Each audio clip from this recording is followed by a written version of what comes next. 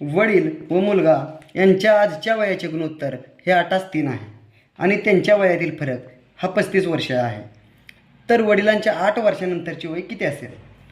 तर मित्रांनो, आपल्याला वडील आणि मुलगा यांच्या वयातील फरक 35 वर्षे दिला आहे. तर आपण तो लिहून घेऊया.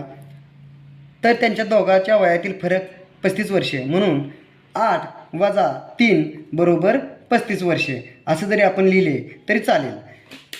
8 - 3 = 5 येते.